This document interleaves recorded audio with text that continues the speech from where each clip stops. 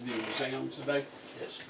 Let's start off by just chatting a little bit and let me give you an idea of what we're going to do, okay? All right.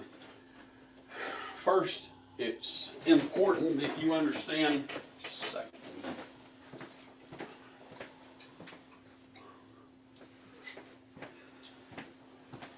It's important that you understand that I don't work for the sheriff's department, okay? I'm a detective here with the city of Rossville. Not a lot of polygraph examiners around here. So I do exams for pretty much all the agencies north of Calhoun. I've done one in Calhoun. Hmm? I've done one in Calhoun. Down there at the old state patrol headquarters. What? Sam West. What was that one for? Motorcycles and stuff like that come up, gone. And I passed it. So you, 99 on it. you've already had a polygraph before, so you know a lot about what they are. That makes it a little easier for me. I'm happy to give you this test, but I don't have any big interest in this, okay? One way or the other, it is not my case. The case belongs to Detective Ellenberg, and he's going to sit in here with us, at least for the beginning of it, okay? The very first thing that we're going to do is some paperwork.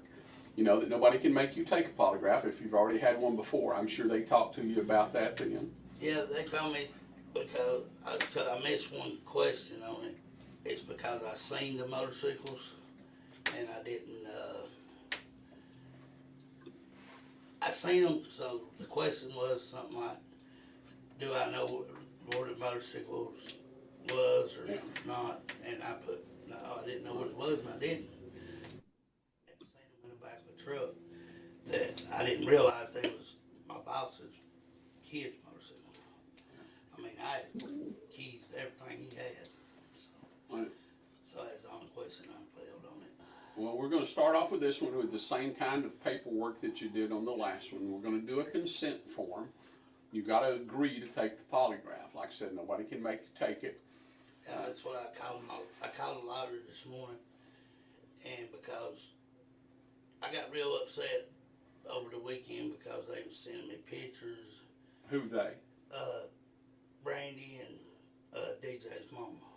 What kind of pictures were they sending you? Like a hand, and where they could only see his hand, which I already heard about it. It's bad enough I had to hear about it. But they was holding his hand and they said, this is all we got to see of DJ. I mean, yeah, I got upset about it because I didn't even get to go to the funeral, you know. And DJ was one of my friends, and I wouldn't have done nothing in the world to hurt him. All right. Well, that's what the polygraph is for, and this is just an easy way for you to confirm that. Yeah, that's what I said. That's what I was telling them. I said, look, I said, polygraph, I don't know 100 or not. I ain't got nothing to hide, so why not take a polygraph? You said you called a lawyer. Tell me about that. Well, he wasn't in. His secretary was, and she told me, she said, I advise you not to take it. And I told her, I said, look, I ain't got nothing to hide. All right. I mean, why should I not? And she said, well, I would at least get advisement from the lawyer before you take the test. That way he could be there with you or I can do, I'm not gonna hide nothing, I'm not gonna hold this man's time up. Well, He's got more stuff to do. and that's a Besides decision that only you can make. Yeah, And we and can't I'm make willing, that I'm for you. willing to take it because the stuff that happened was a freak accident. I believe that in everything in me. If the good Lord standing here in front of me, I'd say the same thing. It was a freak accident. Well, and that's what we want to determine, and we'll go over the questions, and that's exactly what they're designed to determine. But like I said, we're going to do the paperwork. We're going to do a consent form. People get really confused about polygraph and whether or not it's admissible and stuff like that. Well, in Georgia it is, and we'll do a little form that talks about the admissibility where the district attorney and you agree with each other that the results are admissible. And we'll do a rights waiver. Now, since you're not under arrest, you came down here on your own, technically I don't have to advise people of their rights before a polygraph, but I always do because I think it's just real important, you know, especially with you since you've already talked about talking to an attorney, but we'll go over that form. Once we get the forms out of the way, we're going to talk some about what happened. Just not good practice for me to give you a test based on what you've told this detective. You need to tell me what happened, and then I'll get the best questions that I can ask you. Now, you've said two things. I listen when people talk in here, and you've said two things already that give me a good feeling for what I'm probably going to want to ask you on the test. You said it was a freak accident. And you also said just before that, a few minutes ago, that you wouldn't do anything in the world to hurt him. What two kinds of questions that I think we need to ask you on this test is, did you do it? Did you shoot him on purpose? And I think even more important than that, what we need to ask you, are you the kind of person who would have done something to him with being a friend? Don't you think that's important? Yeah, I do. So those are the kind of questions that'll be on the test. Hey, I want that because I want this over with because I want his mother to know that I did not intentionally or any way how would have hurt him. All right. Because his mother's hurting bad. I mean, I've been put through a lot. I mean, I wake up with it every day. This is the way to clear this up, Marshall, if that's what you want to do. But let's get started with some of the paperwork. I got a couple of other questions I need to ask you before I print this paperwork out. I know you got a drug problem, and I'm not making a drug case here, but drugs affect polygraph. When was the last time you used anything at all? It's been three nights. All right, so you haven't had anything And then I today. didn't do that last because it made me think too much. And you haven't done anything at all? No medication at all? No illegal drugs in the last 2 days? No, All right. Alan, there's some tissue down there on your left side of that chair. You might want to pitch those over to Marshall.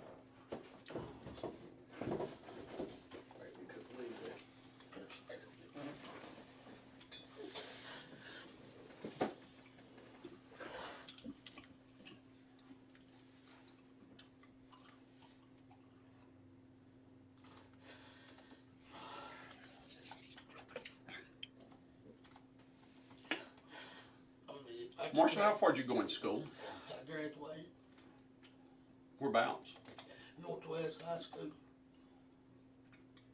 Tunnel Hill.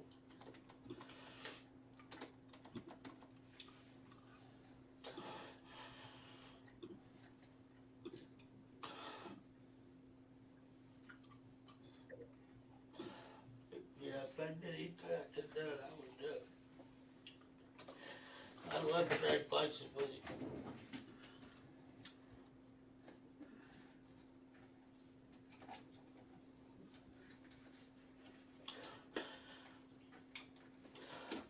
I can't sleep, I can't do that. All I do is sit around and joke. You step back here for just 1 second. Get a piece of paper.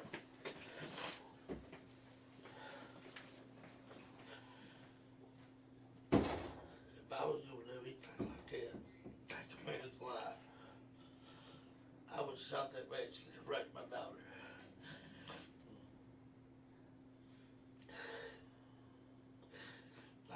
do that.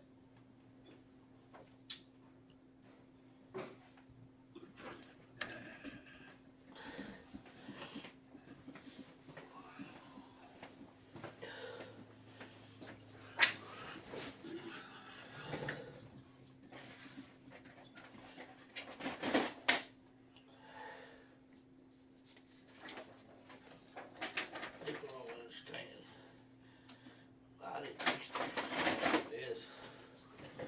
But when stuff like that right there happens, people that sends it, that seen the stuff, it hurts him just bad. Then you get see stuff like this right here on your phone.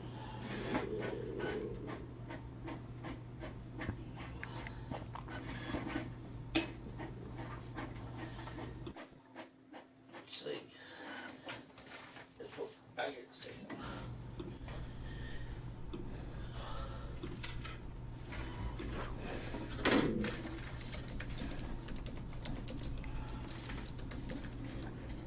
I still don't get it up. And I got a dad and a sister both died by suicide. That was trying to hit it with them. I couldn't do it.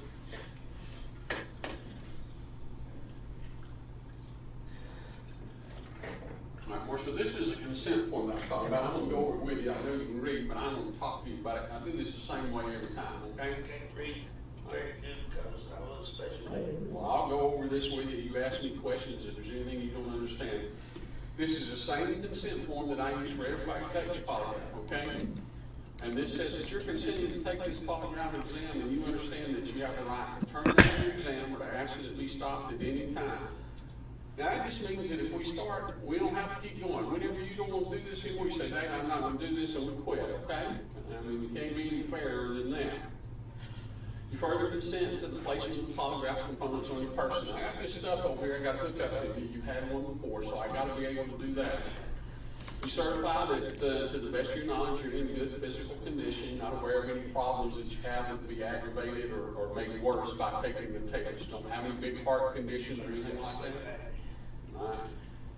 Well, we ain't gonna sleep, so I'll not be a problem. You told me you haven't taken any kind of medication or any illegal drugs in the last, I'm just concerned in the last couple of days.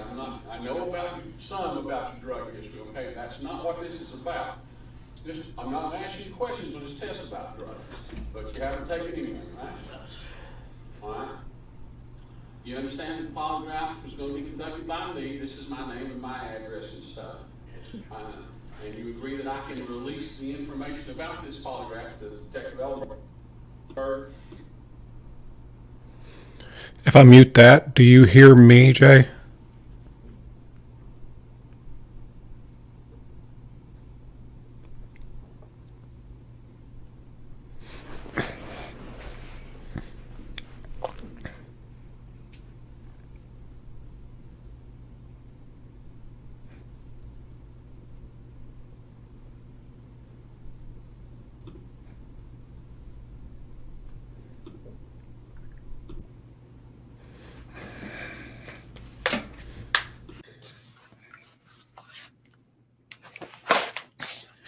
Let me try something else.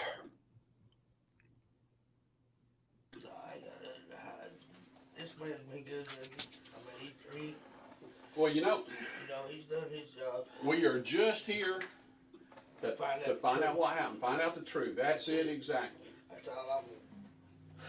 I told you we were going to do a little agreement between you and the district attorney's office, and that's what this is. And if you look on the bottom of this form already, our district attorney. What about now? Can you hear any echo it now? Evans has already signed this form where she agrees to it, and this just says. Okay, that's what I got to do. I got to keep it in my ear. You're a logical suspect in the death of Donald J. Fickey, and you call him DJ, right? Yes. So this is about DJ, and you're asking that you be given a polygraph regarding just that matter. Thank you. And that I'm going to be the one who gives you the exam. I'm a certified polygraph examiner. I've been doing this for a long, long time. You agree that anything that's developed out of this examination can be used in court or other hearings, including trial, or anytime we have something like this where there are other kids that might be involved, and there's this whole family thing, any of those kind of hearings, this information can be used. And the district attorney agrees to the same thing, that the information in this test can be used on your behalf. You're as entitled to this information about the polygraph as the district attorney's office is. Yes, sir. Any questions about this? No, sir. All right, I need you to sign that right there. If you agree that the information can be used. Now I just need to get people here.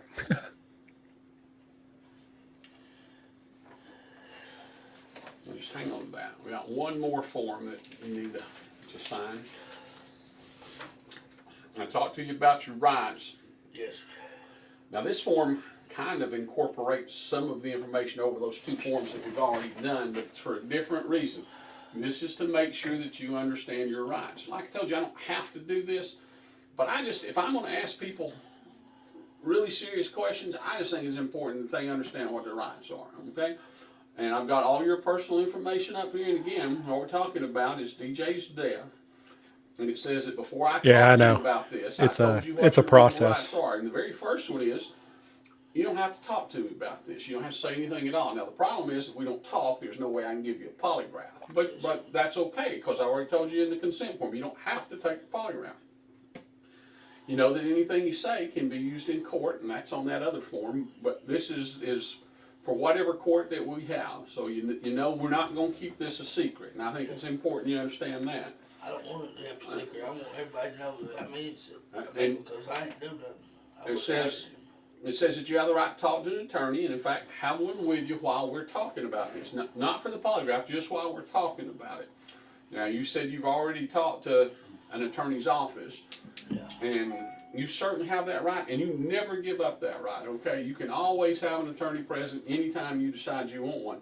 Just because we start talking, we don't have to keep talking. If you decide later you want an attorney, if you decide right now you want one, Al and I are not going to get upset with you, okay? That is always your right, and you never give that up.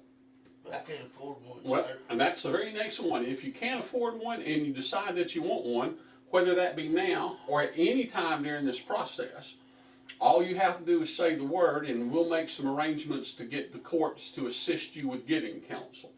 Now, we don't do that. Well, see, me, I'm thinking, y'all ain't out to get me. Y'all's out to help me. And that is the truth. That's all I want. I just want to get it done, get it behind me, because I have to live and sleep with this stuff every day. All right. Well, and like I told you, you never give up these rights, and that's what this last one says. They're always yours.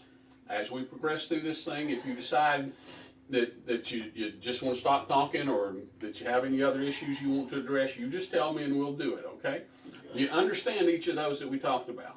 All right, look this over and just initial each of those, and that's just saying that you understand what each of those are.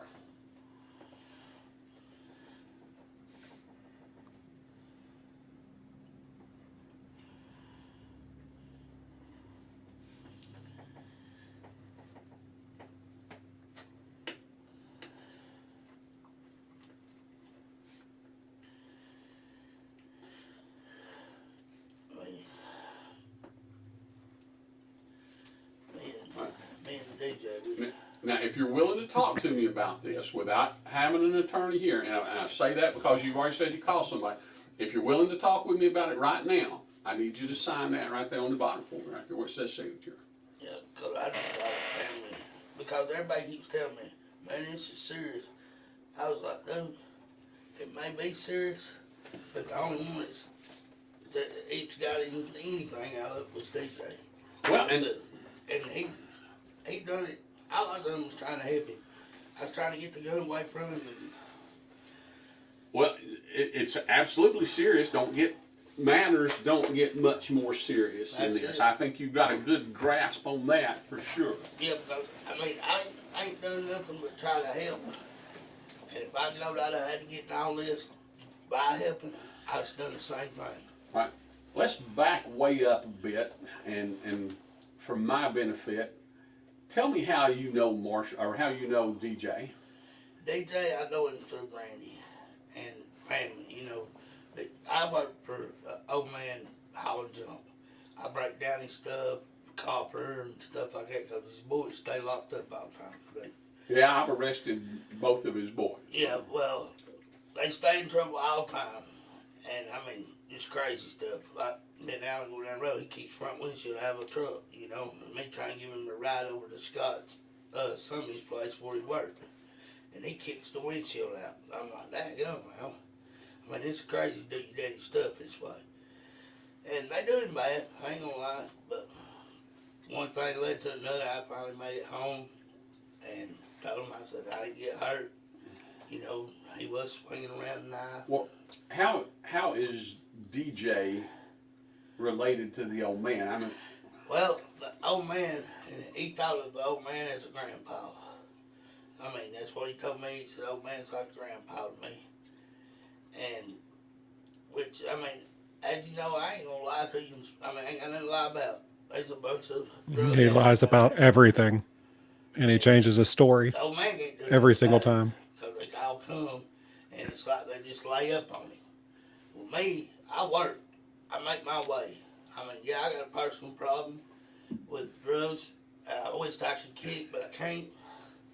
I mean, I've cut down on it a whole lot, and I've been to rehabs and stuff like that. Stuff don't work unless you want it to work. And he doesn't want it to work. I sat there and tried to keep everything in order. The kids ain't out of order no more. As you listen to him, you'll see that he thinks he does no wrong, and he's the best thing that ever happened to DJ, everybody that came in contact with him. Well, DJ and Brandy had a problem. They was on drugs. And I told DJ's mama when he lived up at the old place. I said, look, which old place we talking about? where he used to live, over up Pretty Lane. Where the old man used to live? Yes, All sir. right. Well, I said, look, I'm going to try to get them off of it, you know, because DJ had come to me. I was sitting in the old man's room and he stuck his head through the curtain towards the bathroom. That's the bathroom there, and they had a curtain there. He goes, hey, man, you do me a favor? I said, what's that? He goes, well, you help my wife and let me watch. I said, man, either you're gay So or full you're, of shit. being silly right now, man. I said, you don't do that about your wife. I He said, was in "That's your love with wife. DJ's wife. Not some old girl. That's your wife. Well, she got Who, married. who's his wife? Brandy. They're not married, right? Yeah, they're married. And I told him, I said, look, I said, man, you You got, sure they're married? 'Cause I thought they were just boyfriend and girlfriend. I may be wrong, but according to them, they're married. all right. I don't know. I mean, and I told her, his mama, I said, look, I'm going to try to help him with his drug problem he got. But they had two beautiful twin daughters, son that he adopted. He earned all my respect by adopting that boy, because there ain't most men out here. I raised 3 kids, sir, that didn't belong to me. I mean, I give up my whole life for a woman, spent 22 years with her. And I seen the same thing happening to DJ that was happening to me, and I noticed what the flaws was. And some of them was in his, some of them was in her. And I just told him, I said, look, y'all leave that double on. Everything will go away. Everything will come back to normal. And I talk to him about it every day. I was like, look, you know, leave that double on. I said, trust me, I'm 43. He's a kind-hearted dope dealer that talks people out of doing drugs. I said, it ain't done nothing but take for me. I said, I'm going to tell you what's going to happen. And I told him, I said, your house you just got, your car, your kids, kiss them bye, because they're gone. And they didn't believe me, and first their kids went, because he tried to OD and kill himself, and she hung herself in a barn. If he hadn't walked in, she would have been dead. Neither one of those are Several months ago. even come That's close when to they it. lost their house and stuff. Where was this? It was in Alabama. Where Brandy hung herself in the barn. Yes. Did that get reported to anybody? I don't know, sir. I was just, I mean, I got a journal where it's wrote down in it and stuff. I mean, He's a I know journaler. she had rope burn and stuff around her neck. I told her, I said, that's crazy. I said, you are losing everything over something that don't mean nothing. I said, trust me. Y'all ain't got into it like I have. I've got to have it where every time, if I don't do it within every 3 days, I get real sick. I mean, bad sick. And I said, you're throwing your life away over something that it ain't really gonna be nothing in the end. It's a dead end road. I said, because you're gonna lose your kids, you're gonna lose your home, you're gonna lose your car, you're gonna be homeless. And if your mama, the one you're sitting here cussing, don't come and help you, and these other people don't help, you're out on the streets. Nothing to eat. And when was this conversation? About every other day. So you had that conversation with him fairly recently then? Yeah, me and him, we got out in the yard and duked it out, you know. It wasn't nothing but good old, I mean, he knocked my tooth out, you know. When was that? Probably about 5, 6 days before he done this crazy stuff he's talking about. Right. And all it was, him and Brandy got into it. And I told him, I said, they just walk outside and cool off, though. I said, ain't no sense in fighting with her. I said, because a woman's always going to win. And that, I mean, that's the way it always is. A woman is always going to win the argument. Welcome, Crime Spies. So just walk away and cool off and come back and talk to her. I did not, everybody's thinking, oh, girlfriend, boyfriend. No, it wasn't like that. Me and Brandy messed up because DJ and her got in a fight, and then he asked me that question, and me and her was talking. One thing led to another, and it just happened. I told DJ about it. I'm a little confused. You and Brandy together before her and DJ? No, it was DJ and her was dating, and he was messing with her in the car, following her, you know, like putting his hands down her pants. He'd give her a bunch of Xanaxes or something. And she was in my car. I was sleeping in my car at that time. And I told him, I said, look, dude, I appreciate you quit doing that because you're not only disrespecting her, you're disrespecting me by doing that in front of her. I said, now I'll switch cars. I'll sleep in your car. You can sleep in mine. Such a nice guy. You don't think nothing or nothing like that. He said, no, it ain't nothing like that, brother. It ain't nothing like that. I said, well, if you think that I'll sleep in your car, because he had a bigger seat, he had one of them Crown Vics. I had a little Maxima. Well, he ended up sleeping in his car, but we was door to door, you know. I sat there and woke up next day, everything cool. I told him, I said, DJ, I said, you got a good woman there, but y'all got a problem, just like me. You're on drugs. I said, if you get off the drugs, everything will go back to place. I said, I remember a time when I used to run around thinking everybody was after me. Everybody was going to do this and everybody was going to do that. I said, I know what you're feeling. I said, heck, man, I've been there. I said, but I'm telling you the honest God's truth, and anybody out here that's got any gut to them will tell you the same thing. It's took everything from them. I said, but, you know, I'm still here. Y'all don't have to be. Well, you said a minute ago, and maybe I misunderstood or I'm confused, and hell, it don't take much to confuse me, but you said you and Brandy messed up. What was that about? Because some stuff happened that shouldn't have happened. We was messing around, and When was that? That was back last Christmas. All right.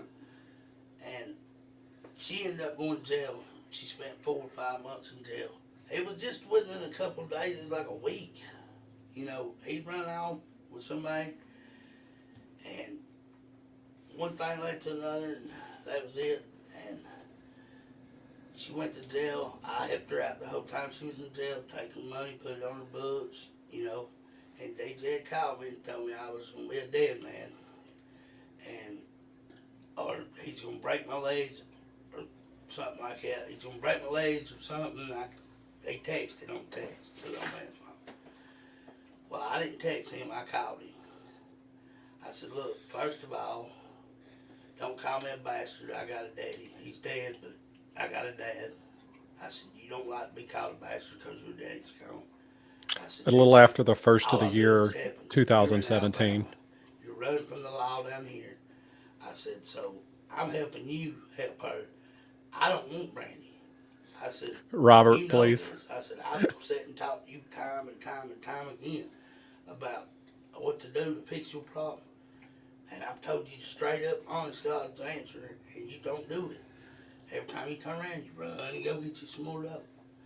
I said, yeah, I'm gonna do it with you. I said, because I'm an addict. I said, but He's a good you dude. ain't gotta do it, brother. I said, you can go home, and your mama done told you if you got a job, you could live right there with her and get back on your feet. I said, it ain't hard to get on your feet if you got somebody helping you like that. I said, only thing is... You said, let me interrupt you. You said that he asked you to have sex with Brandy. Yes, when was that? That was around about December. So this was Last all year. about the same time period. Yeah, about December. And that's basically why it went the way it went, because I'm she was confused. Explain this to me. Hey, Marshall, have sex with my wife. And then why does he get mad at you? He goes, will you do me a favor? All right. And I said, what's that, brother? And he goes, will you help my wife and let me what? And it just hit me like a ton of bricks. You know, I'd be like you sticking your head around that corner and saying the same thing. I'd be like, what the? But why does he get mad later if he thinks you are? He didn't get Exactly. mad. He was sitting there and he was just like, da-da-da-da. And I said, look. I thought he threatened you. Said you was going to be a dead man. Now, that's another thing. So you put it back. See, the dead man thing was where I was taking money down there to the jail, putting money on her books and visitation, and that was it. And she kept telling me her boyfriend, which I knew she had been talking to DJ. I'm not no dummy, you know. DJ is her husband. They got kids together. I wanted them to stay together. Are they married? I haven't seen any marriage certificates or anything like that. She says that they are, but Yeah, she couldn't show me none either because I asked her. It doesn't matter. It just. She said it wasn't legal or something. you know, that's It wasn't legal because they didn't send the papers in or something. okay. I sat there and I said, well, I said, do you love BJ? And she said, yes. I said, well then what in the world are you all doing? I said, because the way I'm understanding, y'all are doing it like swingers. You know, y'all sleep with other people and this and this. And I said, that ain't good. I said, when you're married, you make a vow to God, you know, that you're going to do right, you're going to be with this woman. I said, so, Brandy, being you, we ain't got no chance. Because, actually, just being honest with you, I'm 43 years old, you know what I'm saying? My shit don't work like it's supposed to. And, you know, I can't afford doctors, nothing like that. Let me do this for just a second. Yes. I've got another. Like I said, I'm a detective here first, and I got. Yeah, I understand. What did she tell you?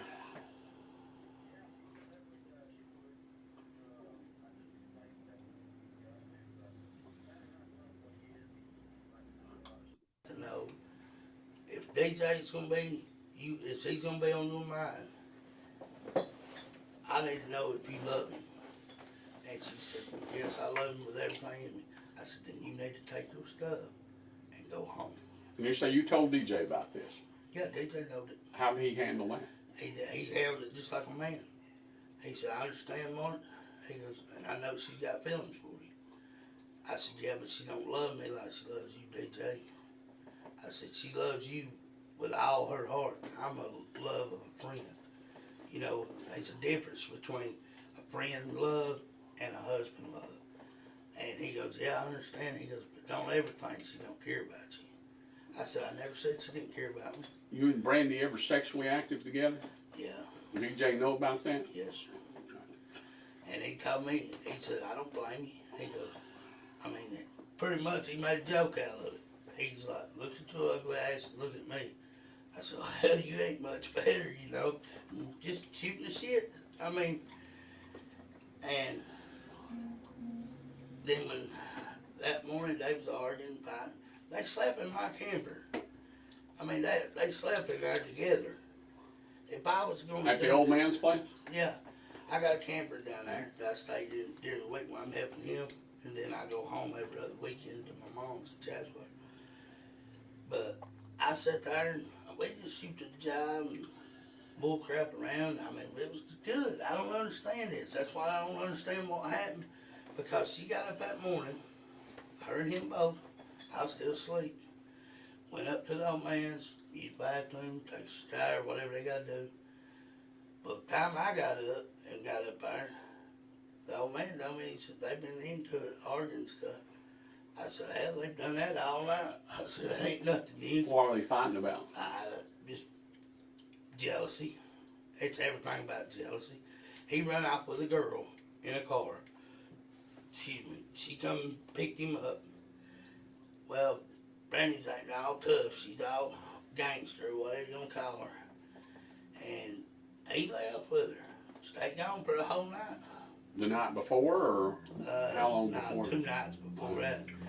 And they bickered back and forth about it. And I was like, well, you're telling me, Brandy, that's his friend. I mean, you can't get mad at him for going to his friends when you told him he could go. I mean, Whose girl? Christy, something like that. It's in one of the texts. I mean, on my phone, you know, I kept all of it locked in. And I sat there and I said, look, I said, this is I don't know what y'all got going on, swingers or whatever y'all do, I don't care. I said, but I do not want, I had both of them sit down. I said, I do not want to be in y'all's problem no more. So don't say, ain't that right, Mark? Don't you think so, Mark? I said, I don't want that. I said, y'all can stay here as long as you want, till you get your stuff together. I said, but I do not want to be brought in y'all's problems. Christy Blakemore? I don't know. I don't know her last name. I mean, I just know she hangs out down there, down one. the old man's house, periodically. I ain't never seen no Christy. Yeah. I know Christy Blakemore, but I ain't never seen her down there. One time, she's down there to get a wheel or something for a truck. Her and Steve Evans, Yeah. that's her old man.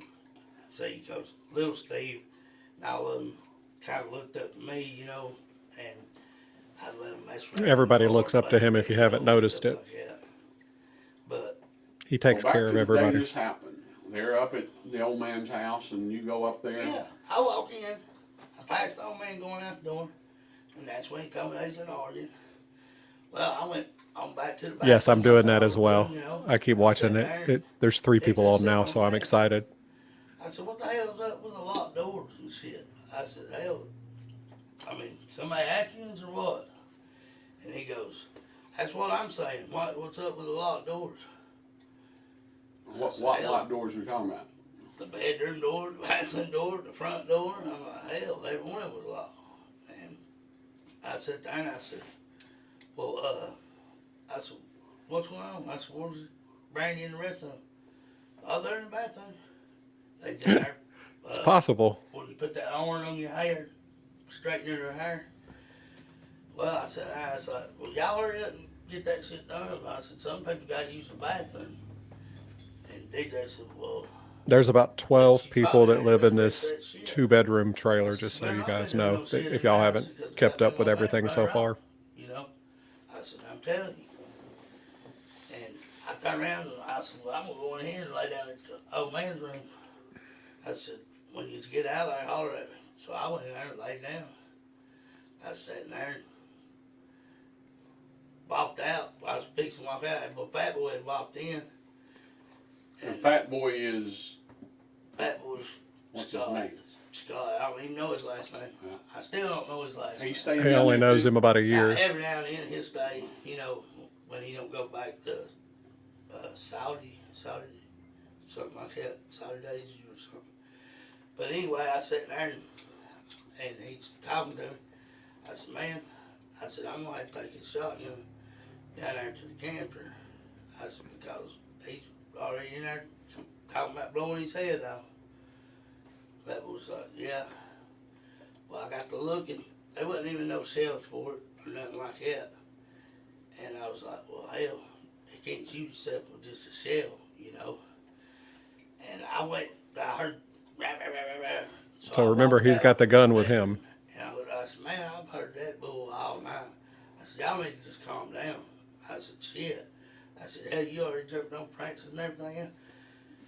About that time, she got jumped up and was running out the door and had it about a quarter way open and was out it. And I turned around and DJ's got the gun. When he's got that gun, he's got his thumb in the trigger thing. This is how I know that gun wasn't cocked. Because the shotgun, all you do is pull it back and boom, you know. I mean, I was raised around guns. I deer hunted my whole life for food.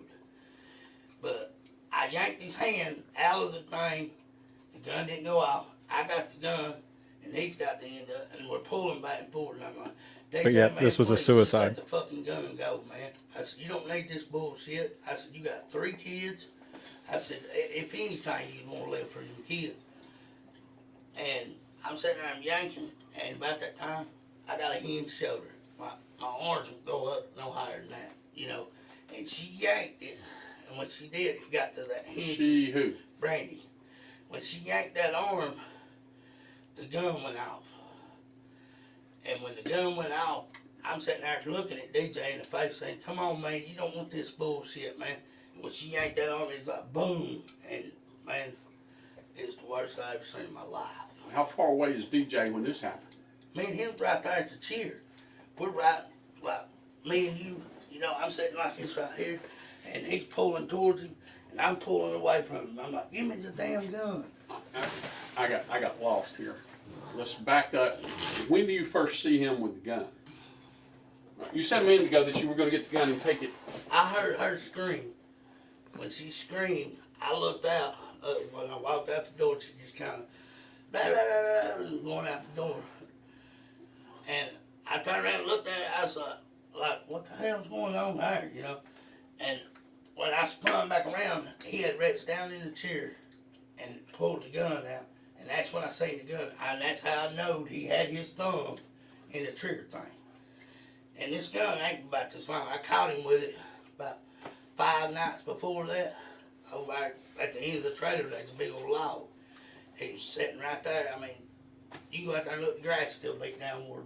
You know, I sat out there and talked to him. I was like, DJ, man. So this is not the old man's shotgun? No, it ain't the old man's gun. It's the one DJ brought back with him from 42nd Street. Oh, he came out of the bedroom with it loaded. I don't know. But I told him, I said, look, I said, DJ, you don't want to do this.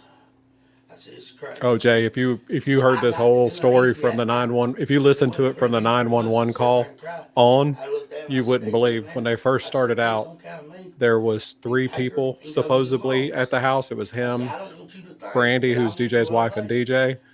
By the time we get through with it, there'll be about 12 people that were there when it happened. I said, you got a whole life before you. I said, I don't. I said, I mean, I've abused my body. I've done stuff that I shouldn't have done. My daddy didn't raise me that way. I said, but I'm telling you, son, if you get off these drugs, you won't go into that depression stage. You won't get down in that bullshit. He's a doctor. He should listen to him. Drugs and you start coming down, you start talking about doing this, killing yourself, hurting yourself. I said, man, I got a sister that fucking hung herself over this shit. I said, I got a daddy that blowed his head off. I mean, come on now. When did your daddy do that? 18 years ago. He was sick. He wasn't on drugs. He was sick. When you went in there, DJ is sitting in a chair on the bed. Where's he sitting? The first time I went in, When you took the gun from him? he was sitting in a chair. And when you went in, where were you? You standing up? You sitting down? No, I was standing up. I just walked out of the bedroom. I want to ask that you do something more because I am just really confused. Okay. Now, I won't make you do this if you don't want to, but it'll help me understand. I got a shotgun in here. Can I go get it and we'll make sure it's empty and you show me what we're talking about? Yeah, he's about to I'm having show a hard exactly time what you're understanding thinking. How you're talking about he was holding the gun. He had the gun. Wait, The gun was like this long. and I've got a short shotgun. Can I get it? Yeah. Is that all right with you? Yeah, I mean, Just for an example.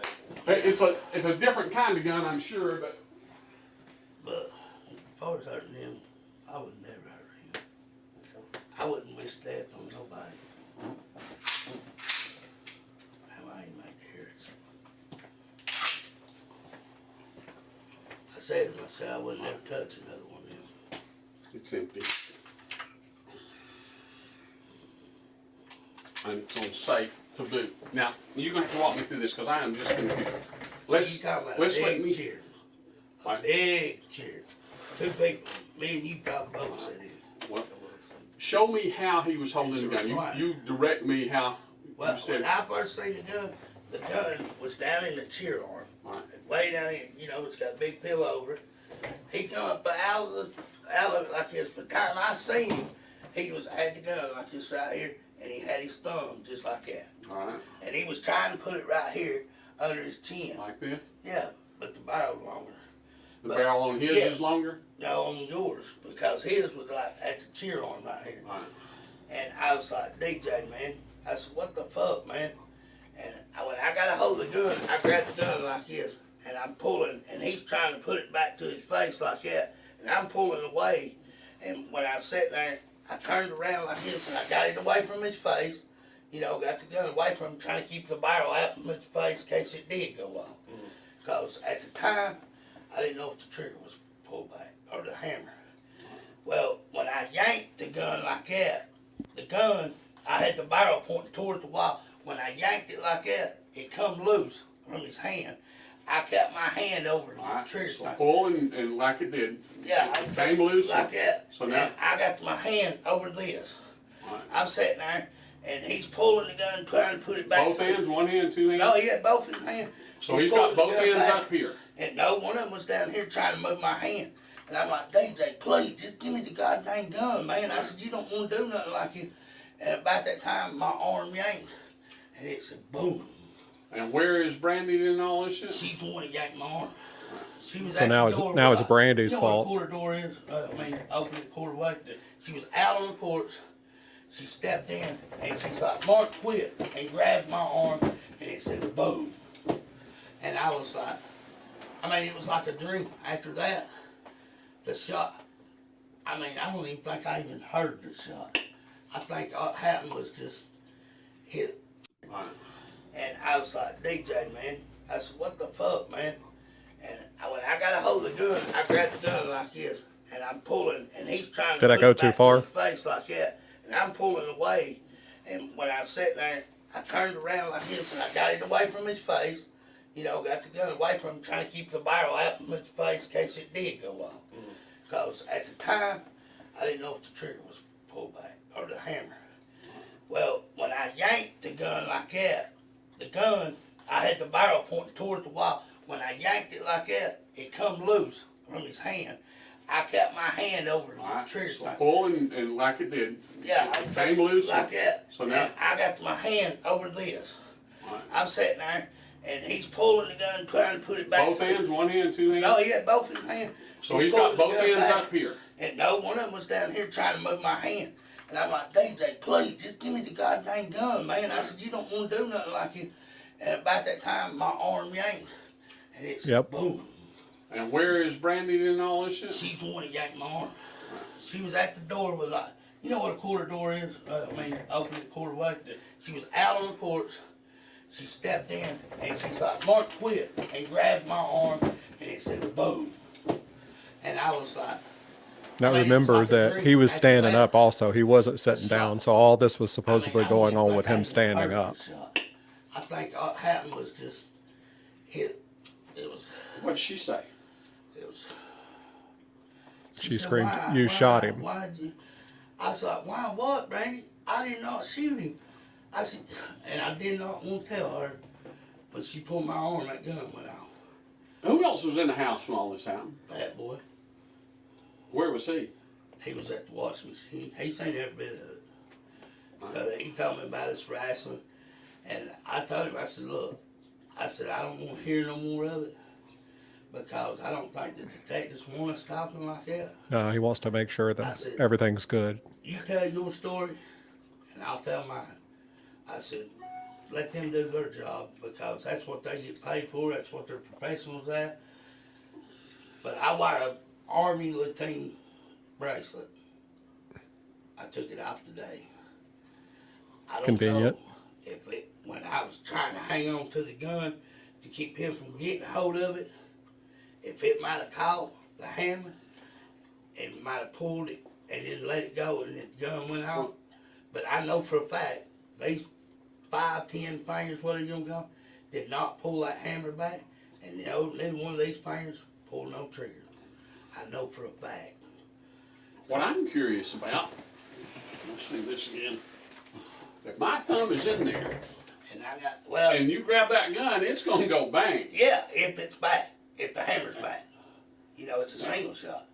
Well, I was sitting there, that hammer was not back. Because when I grabbed the gun like that, and got the gun like this, and he had his hand like right here trying to move my hand, and I'm sitting there fighting with him, and I'm holding the gun like this to keep it away from his face, and he's trying to put it to his face, but when she snatched my arm, boom, the gun went out. And it hit him right here, exactly where he had the gun when I first seen it. He had it under his chin and had his thumb like this right here in the barrel, but it was on this side. And I was like, DJ, man, and I could see it in his eyes. The gun was shot was it was actually shot down from his left cheek down. So it went from upwards downwards, He was not pissed. up. He was hurt. He was confused.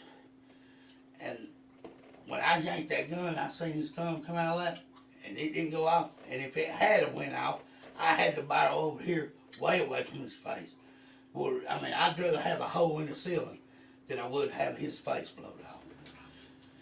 I mean, I tried everything I could to keep him from doing anything like that, and I don't think he done it. I don't think he done it. I think it was a freak accident. I think he was trying to scare Brandy, and me and him wrestling over the gun, and when she snatched that gun, that bracelet, or maybe even my hand, you know, or he reached up there and had clicked it and let it go, thinking it was caught, and it just boom. Something happened right there in between that split second of time. I couldn't tell you exactly, but something in between that split second of time set that gun out. I've deer hunted all Yeah, my his life finger. since I was 8 years old. And I went through the hunter safety course. I made 100 on it. I've done everything in my head, thinking it over, trying. Like I told you. You told me that two of you guys were fighting a couple of days before this. Yeah. Tell me about that fight. He sat there and I was like, DJ, just go up there and cool off. Watch how quickly he changes You know this she ain't gonna quit. away from this Coming conversation. down, and she, motherfucker, you just stay up my ass. I said, just walk off and leave it, brother. Come back in 30 minutes, you be all right. I mean, everything will get back together, you know. Ain't no problem. It's just her being ill. He's sitting there, and I reckon he thought I was gonna stay in there with her. Which I walked out of the camper, but because I didn't want him to think that. And I was like, DJ. Well, at that time, he looked at and called me out. He goes, won't you just fight me like a man? I said, DJ, is that really what you want? I said, you just want to fight and get it over with? Because back in the day where I was raised, down in Mill Creek, two men had a problem. Go out in the yard, scrap it out. It's over with, you know? Well, that day, we scrapped it out. I lost the two. Got hit with a golf club. He got hit with a golf club. But we sat down in that swing. They scrapped it out. 20 minutes later, 15, 20 minutes later, and we sat there and laughed about it. We laughed about it. Where did golf clubs come from? Hell, they laying all over the yard, you know? I mean, but... So it was just a scrap. He looks pick like up a golfer, whatever you right? can and- Yeah, it was just a good old boy, get her done and be done with it. But we sat and laughed about it. He sat and told me, he said, we gotta be crazy now. I said, why? And he said, because, you know, at the end of the day, she's gonna do the same shit tomorrow. And I said, yeah, you're probably right. I said, but not with me, brother. I said, What do you know about DJ talking to his mama right before this shit happened? he talked to her on my phone. Tell me about that. I was wanting to give him the phone. I didn't know what he was saying. I was in the back bedroom. He was texting her. I was giving him the phone because when I walked that bathroom door, I said, what the hell's up with the locked door shut down? He said, I don't know either. He said, hell, you'll tell me. He said, hell, they've locked every door in the house. And he goes, man, Mark, can I use your phone? I said, yeah. I handed him my phone. He was texting his mama to get his mama to come and get him. I said, all right. I said, hell. So what he doesn't say right there is he was texting his mom, telling her she needed to come pick him up because if he stayed there any longer, he was going to end up dead. And he told her that in a couple different ways. So he kind of brushes over all of that part of it. I said, by the way, going, I'll take you, DJ. You know it. He's like, I gotta get away from her. Said she's gonna have me end up dead or something else. I said, man, it ain't like that, DJ. He said, I'm serious, Martin. He said, I'm thinking about blowing my fucking brains out. I said, come on, DJ, don't talk like that, dude. I said, that's crazy. This was on the day that this happened. Yes. I mean, he's talk like that all the time. He wasn't wanting to take her to Mama's with him. He was. Yeah, he was. He was wanting to take her with him. That's the whole problem. Well, I'm confused again. You said he was telling you he's got to get away from her? No, he said, I got to get away from this. Of course, she could get a hold of drugs, anything else. But DJ was bringing the shit down from Alabama. Yes, I mean, down, hell, I told him, downward I said, through. "Shit, So boy, it came you be from all this right." side at a downward angle and went down through his I mouth. mean, that's just the way it is. I got what I need for tests. Anything else you think of that we need to ask Marshall while we're chatting here? No, I didn't think of it. So it was you, Brandy, Fat Man, and DJ. Anybody else there? Where's Only about 6 other people. Not that I know of. Francis? Francis, she she home living with the there? old man. So she left with the old man when he left. Yep.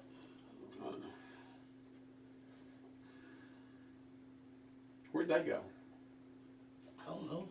I mean, probably to the school, that kid's school, or This I was don't know. 1 I o'clock in don't the know where he afternoon. went. I know he was in a hurry because he was going to be late before he was going. Maybe he going to his doctor. I don't know, sir. Because the old man goes to the doctor once or twice a month for his pain stuff, and that's it. And he was in a hurry when he went out the door. He said, "Mark, you don't care." He doesn't ever change that. He sticks with that story the whole time, that it was I don't underneath. understand why that gun even, how he knew that gun was even in that chair. I don't know. Gun wasn't in the chair. It was in your That gun hands. was hid 4 or 5 nights before that. Then told him, I said, look, if you're selling it, go ahead and get rid of it because we don't want that around here because that's an illegal gun, period. It was his gun. A solid shotgun out like that. No. And he goes, well, he got it from the Bloods. Whatever the Bloods is, I don't know. But that's where he said he got it from. He's supposed to have been selling it to a dude in the Blood. I said, So "Oh, in the yeah." course of this struggle over the gun, you never pointed that gun at DJ. No, You never threatened to shoot DJ. no. And you're sure you did not, unless it was the bracelet. You're sure you didn't pull the trigger. Yes, sir. 101. All right, you've been in some fights. Obviously, been in some fights with DJ. I wouldn't even call it a fight. I mean, I would call How could it not be called a fight? You got golf clubs brother after each other. fight because I wouldn't have hit him. I couldn't hit him. I mean, You hit him I with a was damn standing golf on club. the back, and he grabbed me in a headlock. I bit him. And Yes, Nothing magic to bullet. seriously hurt each other. no, nothing seriously hurt each other. I looked at your criminal history before we started this shit. You got a couple of other charges of assault. Yeah. Any of those serious fights where you were trying to seriously injure somebody? Well, not really. I ain't never. And let me tell you what I'm getting at, Marshall. I don't wanna hurt nobody. I don't know you. It's the first time you and I have ever talked. Yeah. And that's what I want to know.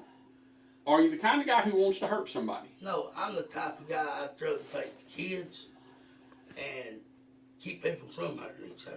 All right. And that's important. 'Cause He's a lover, not a fighter. I'm the tenderest, hardest person. I mean, I'm not saying just because of this. I mean, I was raised in the woods. Wasn't out there in this city life. I wasn't running these crazy streets doing the stuff that I do. But I got with some boys when I was younger that did do that. I ended up trying some stuff. Give me energy. And next thing I know, I'm an addict. 24 years I'm later. an addict who wants to hurt somebody. No. So I wouldn't hurt nobody. You just have to know me and be around me every day. Well, and see, I don't know you, but I think that's a really good question for the polygraphs. Like I said before, Yeah. are you the kind of guy who tries to seriously hurt people. You know people like this. Yeah. Hell, I can tell you something that you know because I That's know like, them. I don't in even their like lives. going around my uncles when I was younger. I didn't like getting around my uncles because they drank. And when they got drunk, they liked to fight and cut and beat. And I'm like, shit, hell with that. I don't want no part of it. I go up there in the house, stay in my bedroom. Who gave you your polygraph when you had one before about the motorcycles? I don't know, it may have been you. There were a couple, It was a white guy that done it. He done it. no telling what it was out there. It was done down there at the State Patrol, old State Patrol headquarters. They call it the On a GBI Monday. station. Yeah, that was probably one of the GBI examiners. Yeah. Well, this test is going to be. But they are, very you know, you have similar to take that into one. consideration Let's they talk are just all a little bit about meth polygraph. addicts. I'm going to explain a couple of things to you. Since you've already had a test, I don't have to explain much, but I always like to tell people what I'm going to do about how I'm going to measure stuff. Yeah, because he told me he was the only one around that was giving the polygraph test. Well, there's only a handful of us. You know, Yep. I know he said he was the only one. That's why it took so long to get down there to get it done. Well, So the text messages he was talking about earlier, they were sent at 1:08 and 911 was called at 1:12. Lots of things, not just heart rate, but it measures all kinds of stuff that goes on in your body when you listen to and answer the questions that are on the test. Yeah. And in a minute, we're going to go over those questions. But right now, we're just going to talk about polygraph. What it measures, Yep, how basically your 4 body minutes later. reacts when you're thinking about the question and thinking about the answer, and when you're actually answering that question. Go ahead. Sorry. Getting his Kit Kat out.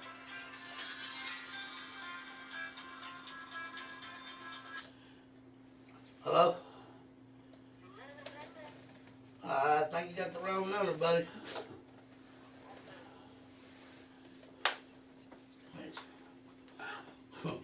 What happens, the body's just an amazing piece of equipment. And all the time, every minute of every day, your body's doing all kinds of little things to change to make you just do the best you can. A flip phone at that. Situation that you're in.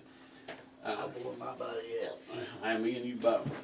But if you think about something as simple as when you're driving down the road, somebody pulls out in front of you and you have to slam on your brakes, or you actually have an accident, before you ever have that wreck, the minute you think it might happen, your body starts to react. Very first thing you do is you grip the wheel tighter, and you gasp in some air. That's because your body knows instinctively It's just that, getting that impacted. you're going to need that fresh, oxygenated blood to survive the accident if it happens, or to have the best motor and mental control to avoid it. So you suck in that extra air. In response to that, your heart beats harder and faster.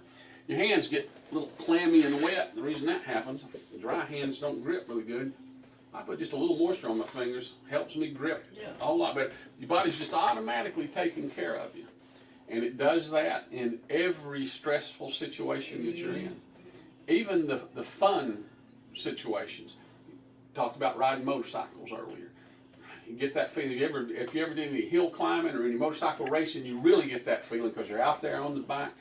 Right before a race starts, or right before you start up a hill, you can feel your heart pounding. Yeah. Again, it's something you do for fun, but it's stressful, and your body responds exactly the same like way. energy. Well, your body also responds just like that when you tell a lie. You said you raised some kids. Yeah, raised 3 of them. When you were raising those kids, I bet you could tell when they were going to tell you a lie. Yeah, Well, the reason you could tell, because I've ran them all their life. and you could see the changes. You were around them all their lives, and you could see the changes Yeah. that were brought on. You could see the external changes caused by what's going on in their body. You can see. Their Oh face yeah, get a little everything red, he you see their does, every eyes time, change. this whole Sometimes thing, he stays like that, other than during the polygraph. You could see what's going on the outside from what's changing on the inside, from what the body's doing to help them do the best they can do in telling that lie. He's trying to cover up his language. You're David Scroggins. Mm-hmm. Okay. Down there where I'm at, Scott Sumney and you are good buddies. I don't know that we're good buddies. I know Scott real well. Scott and I have a family connection. Yeah, well, Francis tells me that you got it out for her. For Francis? Yeah. I mean, that ain't none of my business. That ain't none of my business. No, I'm happy to answer the question. I've arrested It's Francis none of his a couple business. of Why is he times. bringing it up? That's what kills me, is he tries to deflect so much. To hold against me what they done, whatever y'all's problem is, I don't know you, David, but I've heard some tales that you wasn't all the way supposed to be straight. You know, I'm just going by hearsay. Well, and I don't have a problem with that. He's I'm bringing out happy the to answer those legalese questions. hearsay. And I'll do something else for you. If you'd rather somebody else give you this test, somebody that No, don't I know don't any of trust these you. players, well, 'Cause I don't Hi, know. Tracy. All I know is you are a police officer or whatever, Absolutely. you're a law officer, and I'm gonna respect you as a law officer because I never not disrespected the law. If I done it, I pay for it. Like me, all them other things you talking about, my fighting and stuff. Yeah, I did it, but I had a reason for it, and they pushed me to fight. So Never I his fault. It was never his protect fault. mine, yeah, I will fight. But DJ, he told me out of his own mouth. He goes, Mark, if it wasn't for Brandy, me and you could have been best friends in the whole world. That's straight out of his mouth. They absolutely hated each other. I've talked to so many people about him and their relationship and their friendship. There was no friendship. We could have been best friends, let's like brothers. well, The dude was sleeping And I with his believe wife. that with everything in me right now, because everything she's doing to me, sending me this junk on Facebook, how I killed her old man and took her kid's daddy, and I did not do that. well, I would have never done that. let's address this issue Yeah, it's with probably Scott, 'cause I'm 30 just or gonna 40 tell you, minutes Marshall, from me. If it concerns you at all, I'd rather somebody else do the test. Because I want you to be absolutely comfortable. I don't want to say that you passed or that you failed. If you're going to think it's because of anything other than, No, I than think you you're going passed to or be you failed. professional. I think you're going to do Well, your job. Let But me yet tell he you tried to call him how out I a know minute ago. Scott, I mean, okay? I know how people are, how people talk. Let me tell you how I know Scott. I arrested him Okay. many years ago, receiving stolen property. After I arrested him, my wife and I are foster parents. We have adopted several kids from the state. Okay. After I arrested Scott, I had already taken a little boy who was about 3 months old when we got him. We took him into foster care. And about 9 months later, his mama had another little baby. And I took that other little baby. Well, that other little baby turns out to be Scott's child. Didn't know it at the time, didn't have any idea.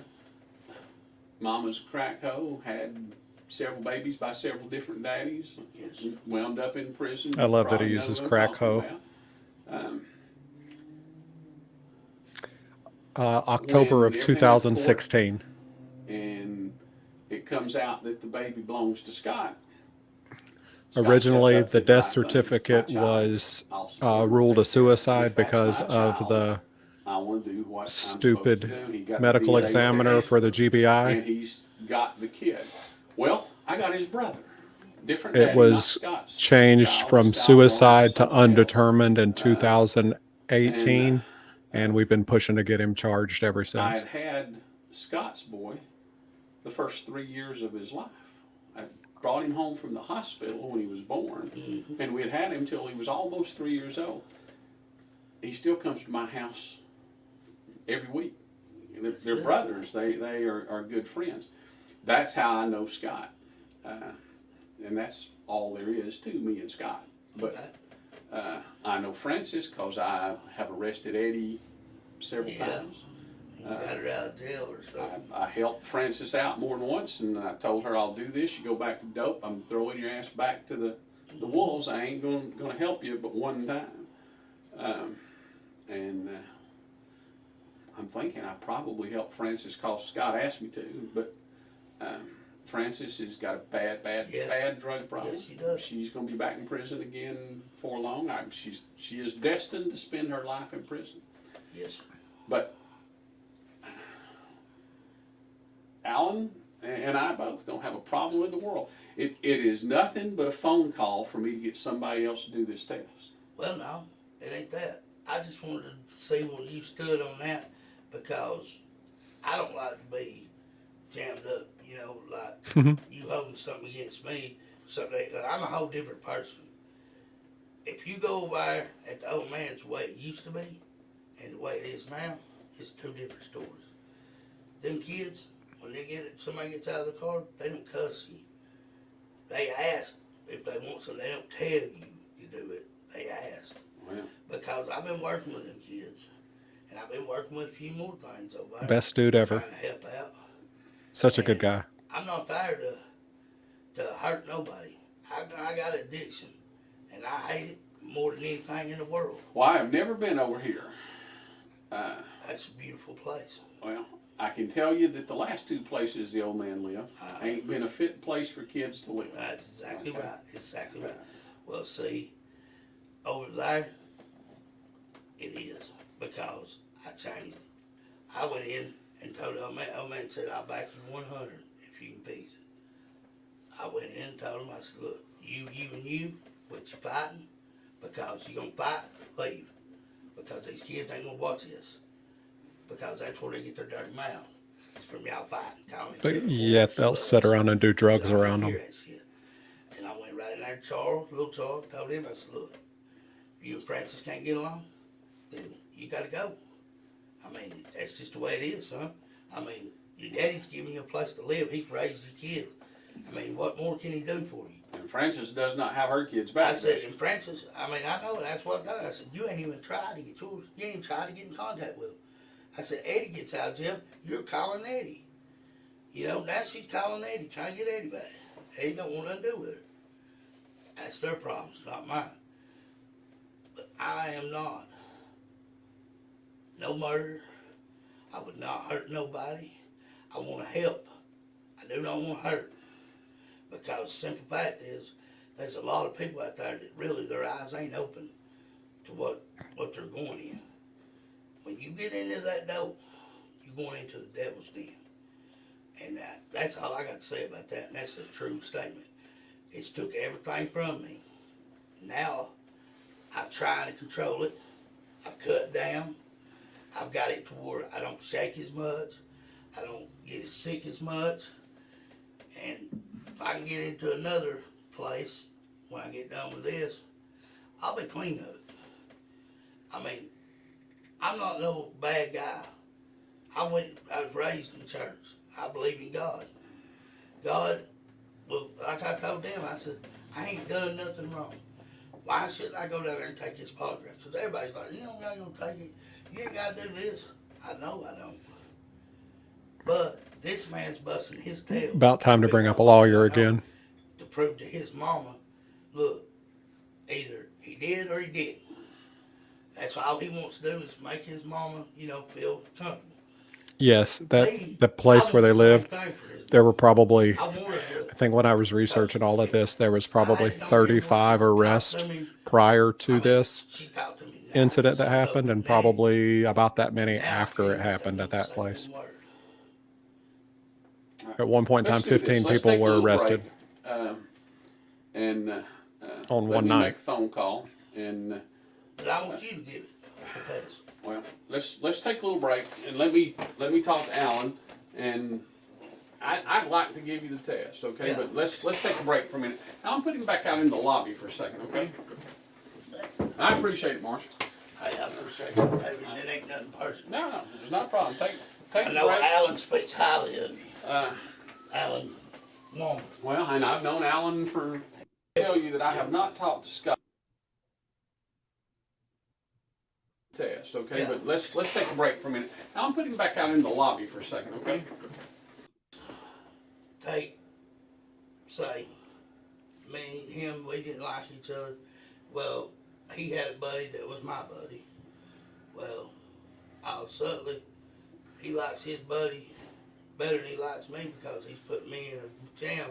You either pick me or him, Well, Oh, for sure. I heard Scott Summey tell Francis that something about she was trying to stick up for a murderer, and that ain't what I am.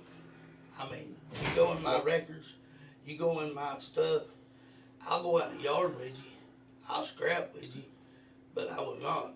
Well, I will tell you that I have not talked to Scott about anything Francis has said about in fact, I haven't talked to Scott about this case. I didn't think you had. But I haven't talked to Scott about anything Francis has said since she's been out of jail this time. I mean, I know she's up there. She's called me 2 or 3 times since she's been out of jail. Yeah. It's not that I don't like Francis. Francis is a drug addict, and she's a piss poor mother, and Yes. she's. He's just one of the guys around kind of the area around there. He's been arrested. It's just a whole big group of people. Yep. It's not that I don't like. But I was a good dad. I raised my kids. It's not that I don't like Charles. But Charles is a drug he's just addict and a sorry thief, okay? Yeah. When Charles is not doing dope, and let me tell you, that's rare. He's good. That's very He's a good rare. person. He is. All of these people have serious drug problems. Yeah. And I ain't gonna deny it. I am one, but I ain't one that I can't sit and tell the other one. And they calling the pot, calling the kettle black, whatever you want to call that. But I tell them the truth. Where nobody come and told me, hey, you know, you're going to lose your family. You're going to lose this and this and this over this shit. Nobody told me that until it's already done. I mean, I work 16 hours a day, 6 days a week at Cook Ningle. I worked there 5 years. My daddy even begged me to quit the job because it's concrete. But, you know, I raised 3 kids. By blood, they wouldn't mind. I didn't have to do nothing. He's such a good guy. Yeah, it's in Georgia. It's Walker County, Georgia, and I know it's that the town they live in is Flintstone, Let's Georgia. make a decision, and I'm again, ready. it's nobody's decision but yours. You got to be 100% sure you want to do this. 100%. All right, I'm then we're putting going to my do faith this. in your hand. I got just a couple of more questions I want to ask before we start hooking this stuff up and testing. Okay. Since you brought up the issue with Francis, and I ain't 100% sure it's Francis because I don't lie about that, but I'm pretty sure it was. Somebody said you guys are fighting over dope. You and No, they were good buddies over Never dope. Yeah, have nobody ever ever gets thought arguments that over they had dope. I mean, you said a few minutes ago that DJ, and I'm not making a dope case. I'm just Okay, want to make go sure I ahead. understand. You said that DJ was bringing dope up here from Yeah, he brought Alabama. some up in Alabama, you know, but there was no fighting. I don't fight over dope. No. No way, no how, no nothing. I would ever fight a man over dope. Your fight, this particular fight with DJ, that a few days before all this was over Brandy just the being shit with Brandy. jealous. Just All right. being jealous. Uh, Wasn't nothing over no dope. There was no dope brought up in mine and Brandy and DJ's relationship as far as fighting or anything like that. I think the drugs with his mind stimulated where he wanted to share his old lady. I mean, down at the camper, they tried to get me to mess around with it. Matter of fact, the night DJ died, I sat down and I laid on my bed. You know, it wasn't in my bed, it's a hard piece of wood. I laid back, and I was sitting there and I was running it through my head. I was running it through my head to see if I missed anything, if I might have done something wrong, anything I could have done wrong to do wrong. Because I told him I would go through it in my head. And if I found anything different than what I told him. He's talking to the main detective. That's who he's talking to on the right when he keeps looking that way. But I run it, and she tried to sleep with me then. Brandy did. The day that her husband died. I mean, I have no reason to lie. all right. And I told her, I said, I can't do this. I give DJ my word. After on that swing, I looked at DJ straight in the eye. I said, I give you my word, and that's all I got. I won't mess with the old lady again. And he looked at me and goes, Lord, I feel if it wasn't for Brandy, we could have been like brothers, best friends. And it's the only thing that's keeping me inside. You thought there was one? He told me that. What do you know, mean? I feel comfortable that he told me that. They give me that little bit before. I think he's talking about that night after the incident, Well, if after you're the sure police. you I want think me it to do took them this, about I'll 4 or do 5 hours to Well, get let's out go of back to there. what we were So it talking was about probably earlier. 7, I'm 8 gonna tell o'clock you, at we've night. already talked about kind of how it works and what it measures. I'm going to tell you those 2 black tubes right there, just like last time. One go up here, one to go down here. They measure all the movement in the big body cavity.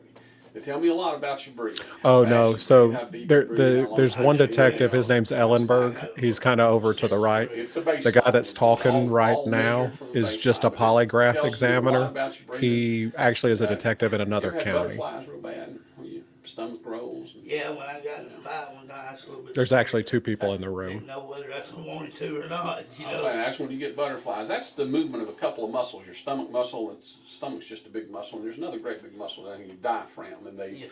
if they're working in sync, you don't really feel them. But sometimes when you get really stressed, they're not in sync, and that's what makes you feel like your stomach's rolling. That measures that kind of movement. Now, you've got this blood pressure cuff, and I'm not going to take your blood pressure in as much as telling you that it's 120/80 or whatever. But it looks at what your relative blood pressure is, whether it's going up or down. It does this right here. This is the kind of tracing that I get from that blood pressure cuff.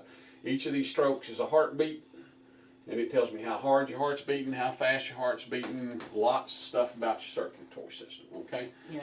There's two little metal plates back there. Put one on this finger, one on this finger. They measure something called electrodermal response. That's how well your body conducts electricity. Everything you do, every movement you make, something as simple as batting your eyes is based on electrical impulses. Well, when your stress level changes, your body automatically gets better at conducting electricity, and that's what that measures. Last thing is this little pad right here. You're going to sit on it. It measures how much you bounce, bump, wiggle. I can already tell you're not going to have a problem with that because I've been watching you since we've been talking. You're not real jittery. I tell you, I was a little concerned that you'd come in here wired, and boy, when that happens, I haven't had it happen before. Hard as hell to test somebody who's cranked up. I didn't want to do nothing like that. I know I'm at it, and I have been sweating it, but I didn't want to do that because this man here got a job to do, and I don't want to hold him up. You're where I need you to be as an addict. You are not crashing because you're not falling asleep, and I know how that is. And you're not bouncing, so you're somewhere in that middle, which is where you need to be to. He's got that take the perfect test. fix So I don't think for we'll himself. have any issues there. What I'm going to do is I'm going to hook all these things up to you, and I'm going to ask you some questions. I'm going to ask you a couple of very specific questions, and we're going to go over them in just a minute. I told you before something along the lines of, did you point the gun at him? Did you shoot him? Did you pull the trigger? Is it still yes or no? Yeah, all yes or no questions. You can't, no confusion, nothing ambiguous, and we're going to talk in some detail about the questions. And then I'm going to ask you those harder questions. For you, it's going to be an issue because of the fights and the scrapes you've been in, but you told me a few minutes ago that you were the gentlest person in the world. You wouldn't really want to hurt nobody. So we're going to tailor those questions for being the kind of person who would deliberately do something to not just hurt somebody, but to kill somebody. You never tried to kill anybody, did you? Never. Those kind of questions. We'll go over the questions in a minute. But when I hook all this stuff up and I ask the questions, every question I ask you makes a little bump, just like on these charts, just like these bumps right here. And I expect them all to look pretty much the same. I say, are the lights on in this room? And you say yes. Makes a bump. Okay. Did you point that gun at DJ? Makes a bump. Have you ever tried to kill somebody before? You ever tried to seriously hurt a friend or a relative? Makes a bump. I need them all to look about the same. Yes. That's how I know if the lights are on and that's the truth, then they all need to look like that. Okay. Yes. So What if I tell you, yeah, and they're on and it says I'm a liar? well, it won't. But I know that's the truth You know, because that's what the truth looks like. I know, but I'm just Yeah, saying. they're supposed to. They should always do this and talk about it and He told and me get I had to pass it with 100. any of the issues out of the way from the beginning. Well, when he seen I failed that one question, he's like, oh yeah. What? Well, the examiner looked at him and said, now Sam, you can't do that because the man seen the motorcycles in the back of the truck. Therefore, the question was, has he seen or known where the motorcycles were? And I answered no. And you know, just kind of so you know, also a polygraph is admissible in the state of Georgia because you both agree that no matter what it's if it's good or bad, either attorney can use it. So it is actually admissible in the state of Georgia. What color is that ink pen? Red. All right.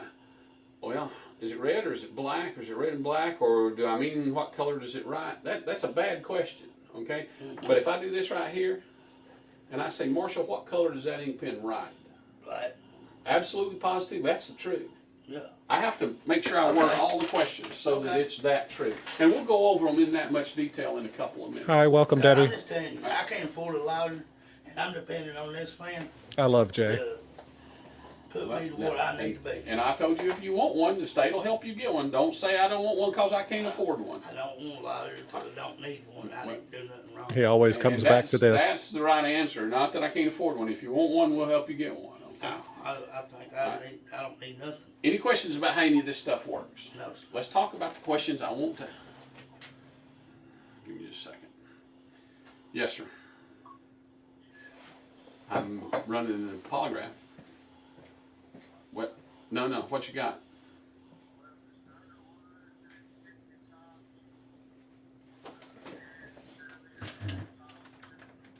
Mm-hmm.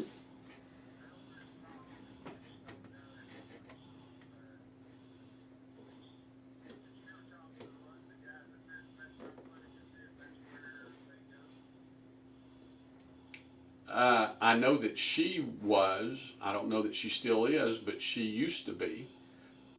I'm going to ask.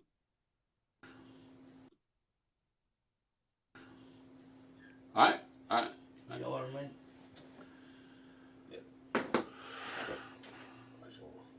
Yeah, I don't understand it either. They stay in there. I'm thinking the total time is about 6 hours on this. They take about 2 breaks, maybe 3.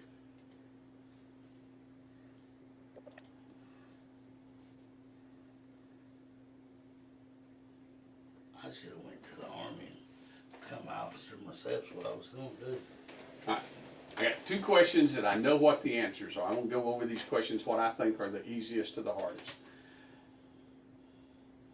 The question that you asked just a minute ago, how do I know it's the truth?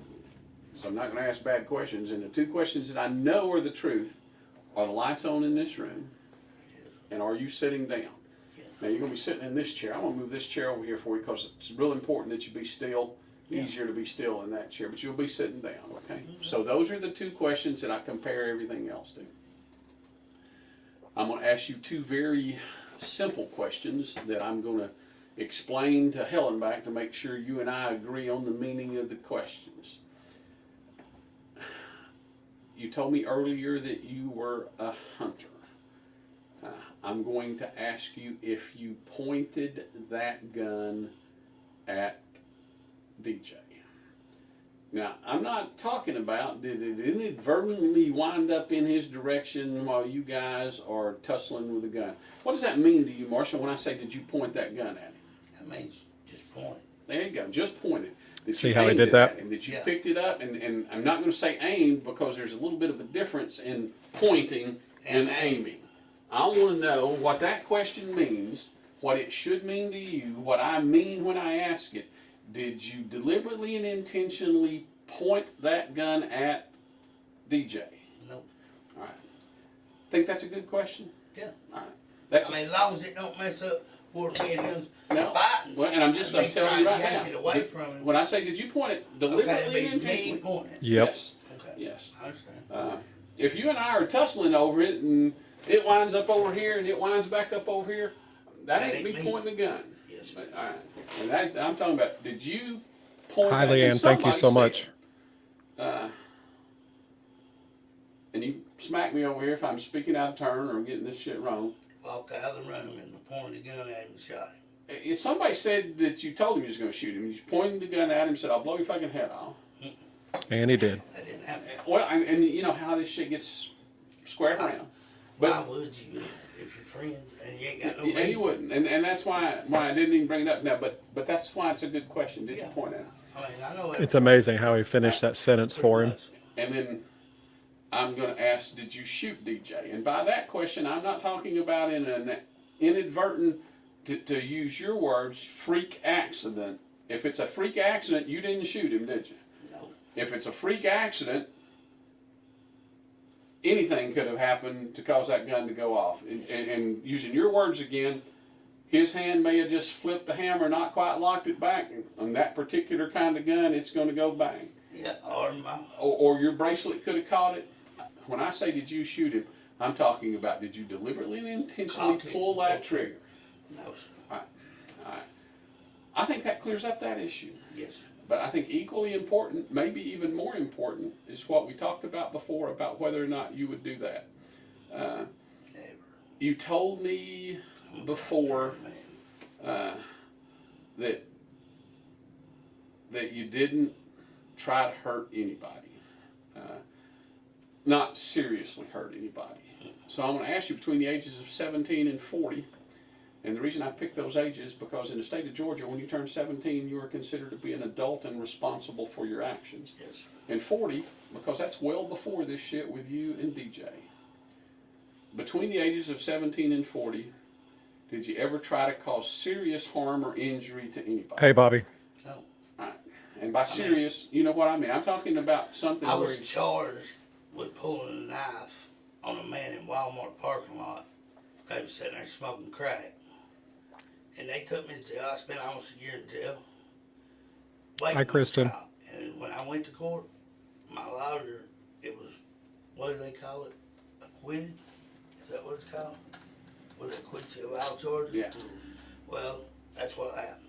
So I lost everything I had. But you pulled a knife, but you didn't cut him. No. You self-defense, you weren't trying to seriously harm this I was guy. just letting him know I had my son with me. Yeah. And he was pointing a gun. I said, look, man, don't do that. I said, I'm going in Walmart. He literally brought a knife to a gunfight, supposedly. You know, he's whistling at my girlfriend. I was glad he whistling, but when you start calling her name, no and shit like that, because she's ignoring you, then I'm going to say something. And I asked him not to do that. I was going on into Walmart, and he said, you take another step, I'll put a cap in you. But where I was raised, you respect a woman. Hi, You Lexi. don't take a woman that's walking up there with her kids and start calling her But- black and whore and da-da-da-da. What would you do? But big difference between pulling a knife and threatening and serious. Been different if you had ruined her leg and cut. But I never even let, I just let him know that I had something to protect myself. I said, but if you reach down and get that gun, I'm going to have to do what I got to do now. I mean, and I don't want to have to do it. I said, I got my son right here. And again, I didn't know where to go. Said that because you didn't run. want to hurt. I'm in a parking lot. So between the ages of 17 and 20, you never tried. But to yet he seriously got harm arrested anybody. for the knife. The other guy didn't get arrested for crack and a gun. Weird. I've carried more scars trying to avoid a fight in the back of my head than I have anything. I got bottles busted up on my head. What's the worst you've ever hurt anybody in a fight? Man, worst I ever heard anybody just fighting. Maybe bust her nose. Nothing life-threatening. No. No broken bones. No.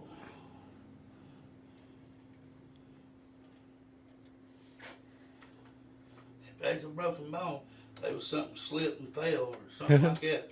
But it wasn't done by me. I don't pick up axe handles or stuff like that and beat people with them. Just golf I clubs. mean, if we got a problem, we got to work it out. Let's go out there and put our fist up, get it over with. I don't even like to do that. Because you know who wins in the end? Neither one of you. You just go out there and you beat yourself to death and you sore as pee and you eventually work it out, sitting there trying to get over your soreness. All right. Before this year, did you ever seriously hurt anyone in a fight? No. All right. And this might be the hardest question on the test. Might be. It's one that I'm concerned about. It seems to me from talking to you like you do a pretty decent job of managing your temper. You don't lose control. No, sir. Some of the stuff about this, Nope, not at what all. other people have said, was just an out of control anger kind of thing. That's not you. All right. Before 2016, did you ever try to harm anyone out of anger? Because you were just so mad and out of control you couldn't do anything else. No, but I did have a little conversation with Brandy. I went down. This is where you figure out why him and DJ got in a fight with the golf clubs. My clothes and stuff, getting ready to go up and take a shower or whatever. Well, Brandy throws up. I don't know if you ever seen one of the books that's got a recorder on it. You mash the button, it's Mickey Mouse. Yeah. Well, that's the kids that come down there, the ones I was talking about. They come down there and I had these books for them. where I sit down and read with them, color with them, stuff like that. Where other people don't, you know, because they got other problems on their hands. I'll take a little time out of myself to spend with the kids. You know, you do that and stuff will change. So, me and Brandy sitting there and her and DJ. Brandy is messing DJ's around. wife that I mean, that was they basically had- there they had when all of lived, this stuff you was know, happening. Don't go on my bed and disrespect me. And I told her, I said, you know, that was wrong, Randy. For you to bring him down here and do that. I mean, you could have told me. It'd been more than welcome. And I guess I Mark wouldn't thought have she to was come down fine. here and So walk in on this stuff.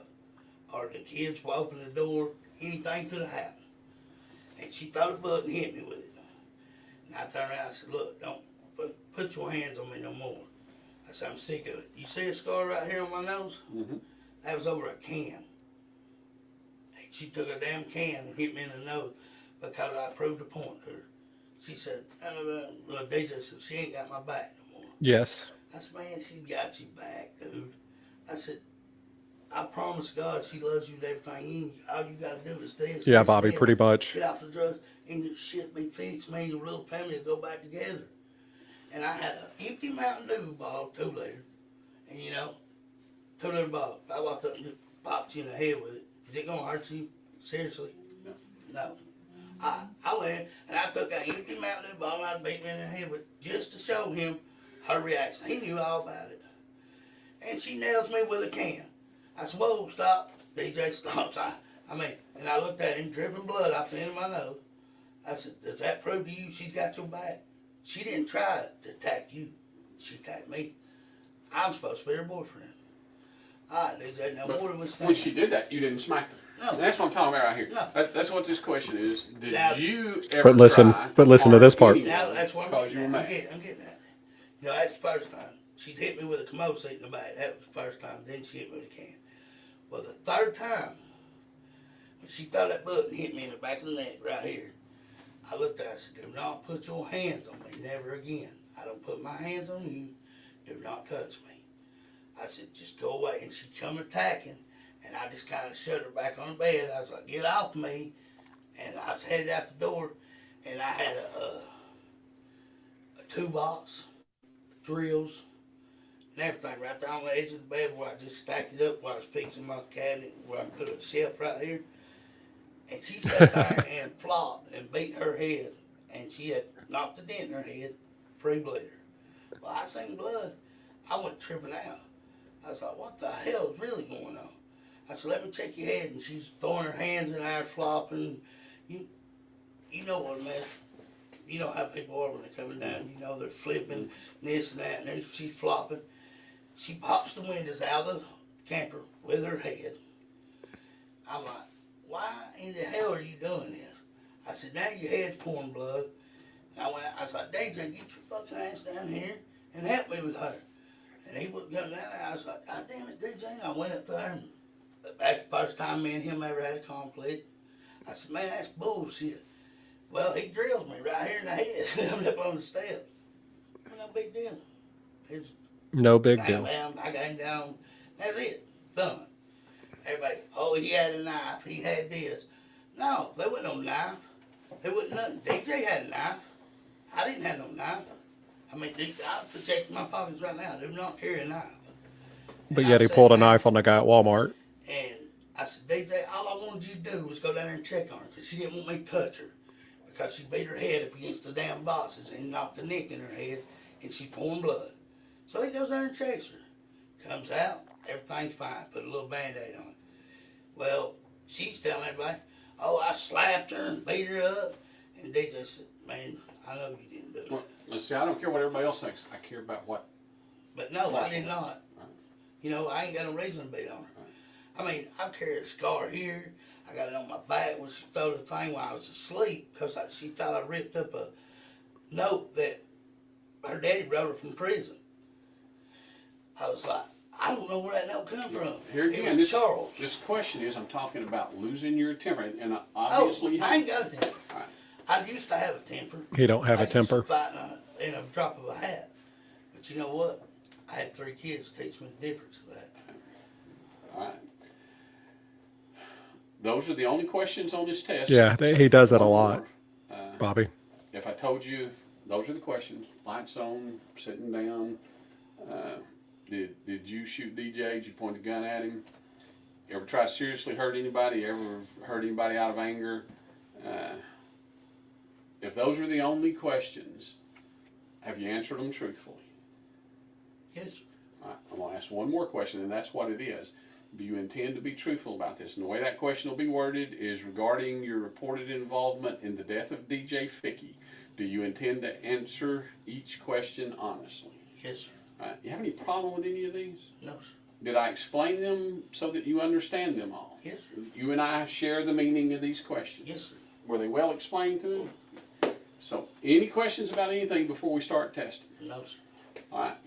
You need to go to the bathroom, take a break, because once I hook this stuff up, it's a pain in the butt to get up. I mean, I just want to get this behind me. Well, go sit at the table out there. Give me 2 minutes. I got to switch some furniture around, and it's kind of crowded in here to do it. Okay, guys, we're going to stop it here for tonight. Thank y'all for joining. If you're on, please still, if you would give me a thumbs up, I would appreciate it very much. And thanks everybody for joining. And I'll plan on doing this again starting next week after I release the next episode. So we'll continue to do this. So sorry, Bobby. You can go back and watch the first part of it if you need to, but I'll have more for you coming after Sunday, Monday. But thank you guys. I appreciate y'all very much. And just like I said, if you would give me a thumbs up on the video and follow us, and I appreciate it. Not on the screen, Kristen. Thank you, Shannon. I appreciate that. Y'all have a good night. We'll see y'all later.